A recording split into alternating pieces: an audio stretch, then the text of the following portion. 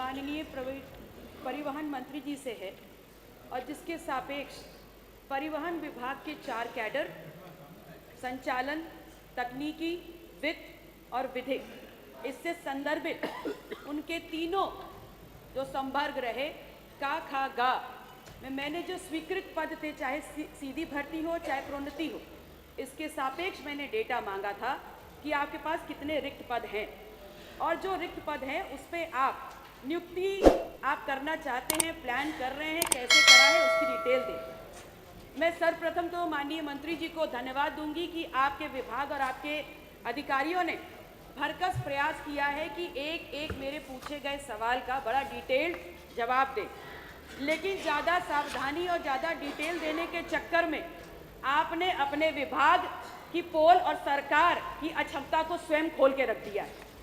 आपने जो डिटेल दी मुझे उसमें समूह खा और गा में जो वैकेंसीज हैं, चाहे रिक्त पद, चाहे सीधी भर्ती की हो और चाहे प्रमोशंस की हो, मोर देन 50% वैकेंसीज अभी उपलब्ध है।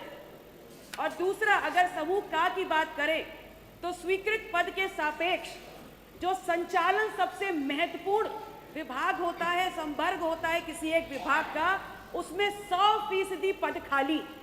और मेरा ये मानना है कि जब आप देखें सीधी भर्ती is directly proportional to promotions, जब आपके पास नीचे ही पूरी बंजर खेती है तो आप फसल की उम्मीद कैसे करेंगे?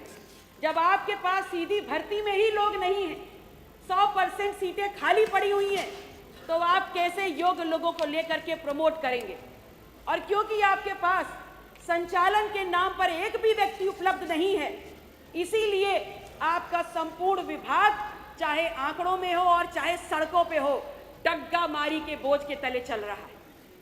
मैंने माननीय मंत्री जी से मांगा कि यदि आप इन स्वीकृत पदों के सापेक्ष जो वैकेंसीज है उसमें आप नियुक्तियां करना चाहते हैं, अगर करना चाहते हैं तो कब तक?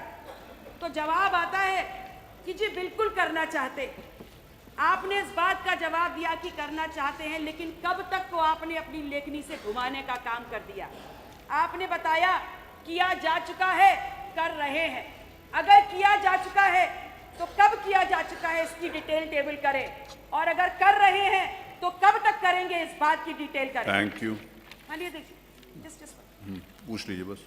यदि इस समय सीमा जो आप निर्धारित कर रहे हैं उस तक भर्तियां और आरक्षण को लागू करते हुए ये भर्तियां नहीं होती हैं और उसमें जो पात्र अभ्यर्थी हैं वो बाहर हो जाते हैं, तो इस प्रक्रिया में इन्वॉल्व संबंधित अधिकारियों पर आप क्या कार्रवाई करेंगे? क्या इसका लिखित दस्तावेज तैयार है? यदि है तो टेबल करें, और यदि नहीं तो ऑल्टरनेटिव क्या है? माननीय मंत्री जी।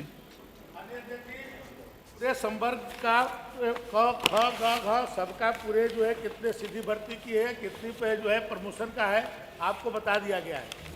108 पद अब तक का टोटल जितने खाली है, पब्लिक सर्विस कमीशन को पिछले 6 महीना पहले अध्याचन जा चुका है और ग और घ का 547 पदों को अधीनस्थ सेवा चयन आयोग को अध्याचन जा चुका है। ये भर्ती की प्रक्रिया वो प्रक्रियाधीन है। एक पद भी जो आने वाले 3 महीना बाद भी जो खाली हो रहा है उसका भी अध्याचन आयोग को जा चुका है। ये भर्ती वो वहाँ पर भेजा है, वो यूपीएससी वो अध्याचन जो पब्लिक सर्विस कमीशन में गया उसको कराएंगे ना, वो साल भर का उन्होंने किया है। ये अध्याचन भेजते हैं, डेट वो तय करते हैं। टोटल का 108 पद को पब्लिक सर्विस कमीशन में गया है। उसमें एक्ट में संशोधन करना था, क्योंकि अभी तक की जो भर्तियां होती थी, ये अभी तक की जो डेट ये नहीं बता पाएंगे अध्यक्ष जी, अभी तक की जो भर्तियां होती थी विभाग के स्तर पर होती थी, लेकिन अब उसमें संशोधन करके पब्लिक सर्विस कमीशन को भेज दिया गया 108, और जो ग और घ को 547 पदों को अधीनस्थ सेवा चयन आयोग को भेज दिया गया है और भर्ती होकर के आ जाएगी। डॉक्टर मुकेश वर्मा है।